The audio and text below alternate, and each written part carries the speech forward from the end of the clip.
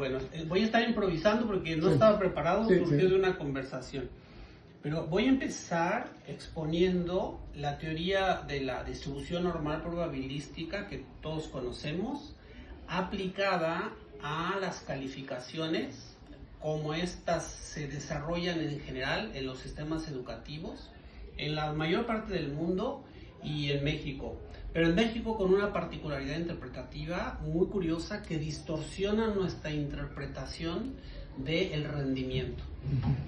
La teoría de la distribución normal probabilística nos dice que una serie de rasgos biológicos, entre ellos los humanos y entre ellos el rendimiento, se distribuyen de forma normal. Sí, de la campana, ¿no? La famosa campana. Exactamente, en la forma de la campana de Gauss, ahí está, ¿no? Si nosotros tenemos un conocimiento, vamos a poner aquí un conocimiento que esté así, y nosotros impartimos un curso en algún nivel de este conocimiento, vamos a suponer que en algún segmento que escogemos, de aquí a acá impartimos este conocimiento.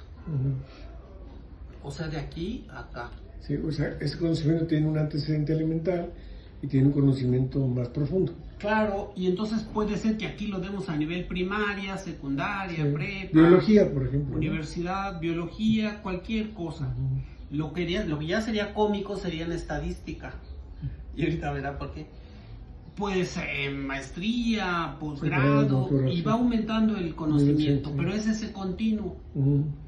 Cuando nosotros impartimos un conocimiento y nosotros diseñamos una evaluación de forma natural, intuitiva, tomamos una muestra representativa de los elementos de este conocimiento y armamos un examen con eso. Entonces tomamos un poquito de acá, otro poquito de acá, otro poquito de acá, y así diseñamos de forma natural ese conocimiento.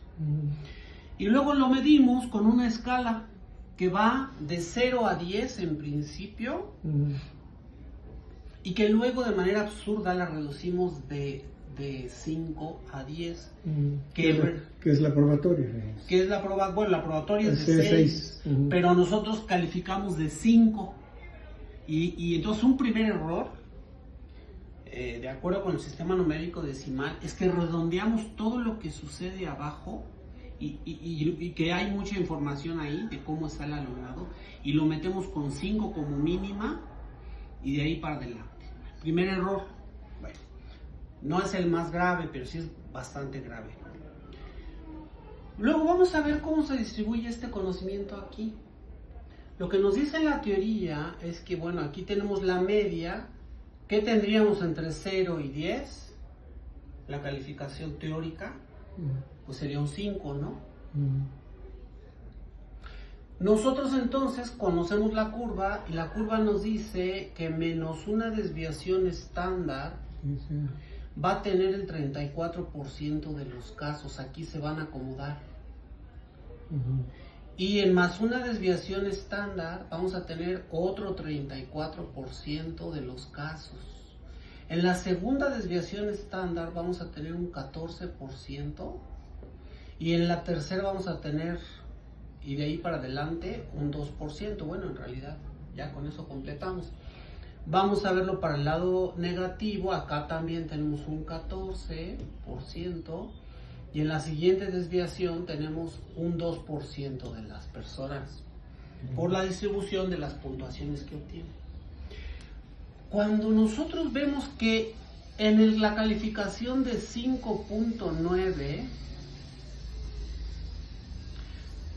que es la reprobatoria, tantito antes de las 6 donde empieza el aprobatorio, y nosotros vemos cuánta gente se acumula. Y si nosotros sumamos esto, más esto, más esto, más esto, nos va a dar un 84% de los casos. Entonces, de forma natural, espontánea, con exámenes que representan el nivel de conocimiento que impartimos, vamos a obtener lo más probable esto, con una media muy cercana a 5, que siempre va a variar un poquito, porque así es. O sea, para que caiga 5 es casi imposible, aunque teóricamente si tuviésemos una muestra de 100 casos, pues entre más casos tengamos o más muestras tengamos, más bien, pues una muestra de 100 muestras, entonces cada vez más nos aproximaríamos al 5. ¿Qué estamos haciendo y dónde está nuestro error de interpretación? Que decimos que el 5.9 es reprobatorio. Por lo tanto, de forma espontánea estamos reprobando al 84% de las personas en todos los niveles educativos. Si le aplicamos esto a estudiantes de primaria, de secundaria, de doctorado, a doctores, y les hacemos si agarramos un grupo de doctores que supuestamente tendría que estar aquí su conocimiento, les diseñamos un examen con respecto a lo que esperamos y que deben de saber, pues va a pasar lo mismo, porque el examen va a ser representante de este nivel de conocimiento y su rendimiento se va a expresar, se va a anotar de esta manera. Igual, va a tener ahí su curva. Bueno, ¿dónde yo noté esto por primera vez? Hay un libro que se llama Elaboración de Test, su nombre en español, la traducción, escrito por Dorothy Atkins, que es una gran clásica de la evaluación educativa y del diseño de exámenes, pero ya con técnicas psicométricas, no tan empíricos. Y este libro fue traducido por Rogelio Díaz Guerrero. Entonces, un libro ya viejo. Es un libro muy viejo, pero muy vigente. Y hay revalidaciones de su conceptualización en libros más actuales de psicometría. Y además, empíricamente podemos encontrar esta información por muchos lados. Si la empezamos a buscar, la vamos a encontrar. Pero donde inició esta investigación para mí, que además no es que hice una investigación formal ni me he dedicado, aunque yo me he dedicado a la psicometría, a la medición de la creatividad, al desarrollo de instrumentos, pero esto yo me lo encontré casualmente. Entonces, pero sí le dediqué tiempo. Y Rogelio Díaz Guerrero fue un investigador de aquí, pionero yo lo conocí. De la psicometría. Sí, yo lo conocí, sí. Él traduce ese libro. Y en ese libro él dice, es el único libro que yo preferí traducir en lugar de escribir yo mismo por su gran calidad. Es un libro bueno, ¿no? En la página 88 de la traducción al español, él pone una nota sorprendido y dice, analizando esto, trata de traducir y dice, no lo puedo traducir, este punto, porque en México tenemos un error importante, que es que tomamos las calificaciones de 5 a 10 y no se sabe quién estableció esa aberración o ese error, no recuerdo cómo lo llama. Dice, no sabemos quién fue el que cometió ese error tan grande de distorsionar lo que se espera de forma natural del rendimiento cuando se mide un examen con una muestra representativa del conocimiento impartido. Entonces eso me llamó muchísimo la atención y me puse a estudiar el tema.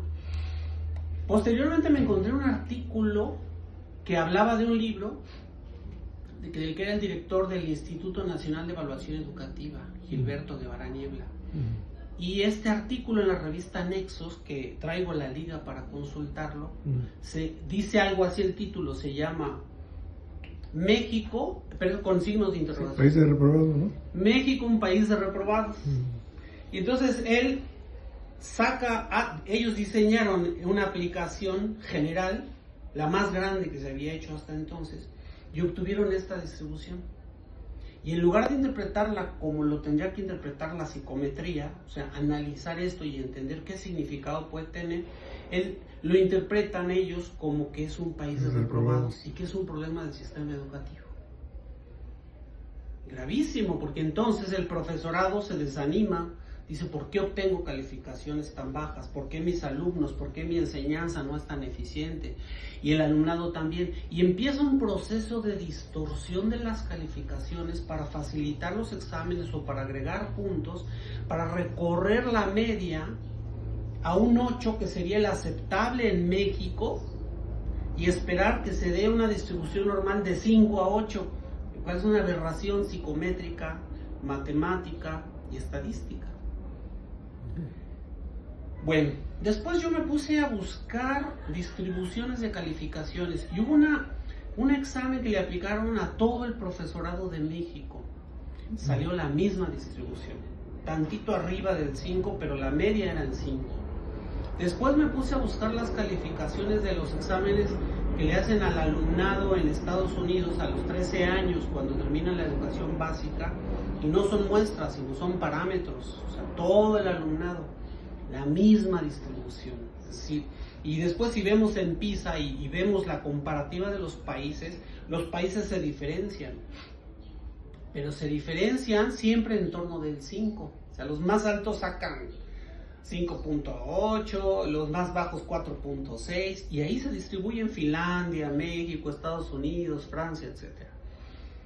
Y hay otra serie de fuentes de distribuciones de puntajes que nos dicen lo mismo. Entonces, y de hecho Dorothy Atkins dice que si no obtenemos esta distribución, que es la que nos puede dar la mejor diferenciación de cómo es el rendimiento entre las personas, debemos buscarla. Es decir, si no la obtenemos de forma natural con nuestro examen representativo, quiere decir que estamos haciendo el examen sesgado, o sea, o muy fácil o muy difícil, que lo ideal es que obtengamos esto, pero además es lo que obtenemos de forma natural, porque el profesorado honestamente hace su examen sacando conocimientos de lo que impartió, está bien diseñado y obtiene esta. Si nosotros quisiéramos una calificación promedio de 8, como critica Díaz Guerrero, obtendríamos una distribución sesgada así, de sesgo negativo, leptocúrtica, que no diferenciaría a las personas. Y entonces aquí es donde tendríamos una acumulación de 8, unos poquitos 9 y 10, y unos poquitos de 7, 6, 5, 4, 3, 2, 1, 0. ¿No? Entonces, claro, entonces la crítica aquí es, pero ¿cómo? Entonces, ¿a quién vas a pasar? Etcétera, ¿no? Hay que dar esa discusión. Pero esa discusión la da Anastasi, en el libro Los Test, Anastasi y Urbina, y también Cohen y Swerlik. O sea, los libros, digamos, más avanzados, más importantes de la psicometría, nos dicen que esto es lo que tenemos que esperar. El diseño de los ítems así es, o sea, se desarrollan ítems que van de punto 25 a punto 75, pero que promedian 5.5, ¿no? Bueno, pues es eso. Entonces estamos ante un error de interpretación y de saber cómo hacerle. Si nosotros comparamos cómo lo hacen otros países, por ejemplo Finlandia, para tratar de, bueno, entonces cómo le hacen los otros, ¿no? O sea, pasan a los reprobados o pasan a los que no saben. Habría que pensar qué significa saber si, digamos, sacar un 5 de promedio, que una muestra de personas, o un parámetro, porque no es muestra, es parámetro universal, saque eso. La gente tendría, digamos, que saber todo. A lo mejor habría una saturación cognitiva.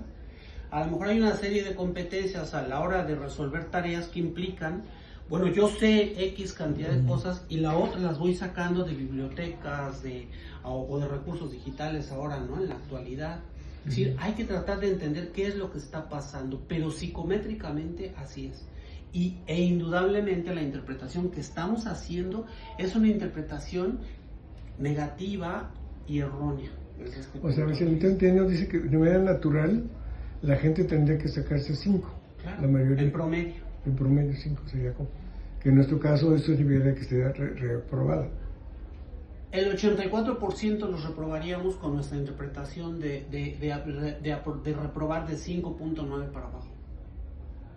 ¿Y no sería mejor poner la escala más abajo, poner 3? ¿El corte? El corte. Lo que hacen en Finlandia, y eso es muy interesante, ellos tienen 4, y estamos hablando de un sistema educativo que sin meterse en temas de exámenes de forma espontánea por la calidad o por el humanismo que ellos tuvieron en su sistema educativo, que incorporaron ellos ahorita ya hace 70 años, sin hacer exámenes y sin estar monitoreando, de repente obtuvieron calificaciones muy altas en PISA. Entonces pusieron a ver qué es lo que estaba pasando, y su sistema de calificaciones interpretativo es como sigue, y es muy interesante. Tienen 4 áreas. Entonces ellos dicen, los estudiantes pueden sacar como mínimo, en una materia 5, en 2, 4, y en una tienen que sacar más de 5. Entonces, ya eso es muy interesante porque empieza a hablar de psicología diferencial, de preferencias, ¿no? Educativas. Sí, de capacidades, ¿no? De capacidades. Soy bueno para las matemáticas, o soy bueno para la historia, o soy bueno. Exacto. No tienen por qué ser todos igual, ¿no? Además, nuestro sistema es ridículo porque nos crea una expectativa absurda desde el punto de vista de cómo se define y se entiende la genialidad, entre comillas. Es que sepas todo, ¿no? Tendría uno que ser genio en todo, lo cual es imposible. Y de ahí se han derivado cosas de lo más ridículas. Por ejemplo, Calderón decía, les vamos a dar becas a los que saquen 10. O sea, 10 implica sacar 10 en 5, 7, 9 materias, ¿no? Eso es en realidad es una política para no dar nada, pero disfrazada pues de meritocracia, de meritocracia, de calidad, etcétera, que tiene fallos matemáticos, fallos pedagógicos, fallos educativos, fallos psicométricos. Y eso es lo que yo quería platicarle a usted. Pero no me da respuesta de por qué dice que los alumnos se ponen menos. Porque los alumnos intuyen que no saben todo lo que implicaría sacar un 10. La hipótesis que yo quería plantearle a ustedes es esto, y entonces la gente dice, yo no sé tanto como para sacar un 8. Porque en realidad un 8, desde un punto de vista realista, sería pegar un 10. Claro, y solo lo puede sacar un 2% o menos, porque es la parte alta de la distribución, a lo mejor un 1%. Entonces el alumnado dice, para lo que me enseñaron a mí y para que yo saque 9 o 10, que desde nuestra interpretación sí sería correcto darles, porque nosotros lo que estamos haciendo es recorrer esta curva de manera espuria, estamos haciendo esto. O sea que en realidad los alumnos tienen razón. Los alumnos tienen razón. Entonces lo que yo decía a la respuesta a la pregunta que hace Guevara Niebla es, ¿México un país de reprobados? La respuesta es no, es un país de reprobadores que no entienden, que no aplican la teoría de la distribución normal probabilística aplicada a las calificaciones que ellos mismos enseñan en estadística, pero no le aplican a lo mismo que enseñan. Entonces, los alumnos tienen razón. Igual que los maestros cuando diseñan los exámenes. Lo que nos falla es lo que era el acuerdo 100 de la Secretaría de Educación Pública. Hace tiempo, ahora ya no sé qué acuerdo será, pero en aquel tiempo yo investigué y ¿dónde está eso? El acuerdo 100 era el que nos daba esta forma de... Luego Zedillo lo cambió y dijo, vamos a meterle letras porque pues no podemos resolver este problema. Porque ya lo veían, ¿no? Veían que de ahí no se pasa, no se puede pasar. Entonces metieron letras. Pero es lo mismo, ¿por qué? Pues porque las letras les pusieron los mismos valores, ¿no? Entonces al final es nomás ponerle letras al mismo sistema numérico decimal alterado, ¿no? Que tiene problemas ya, por ejemplo, para hacer conversiones de calificación no se puede, porque no se pueden hacer conversiones algebraicas para convertir una calificación, por ejemplo, de 30 ítems a una puntuación de 0 a 10, no se puede sin usar 0 a 5 o 0 a 4.9. Es eso. Entonces eso es lo que yo quería pues poner. Muy interesante.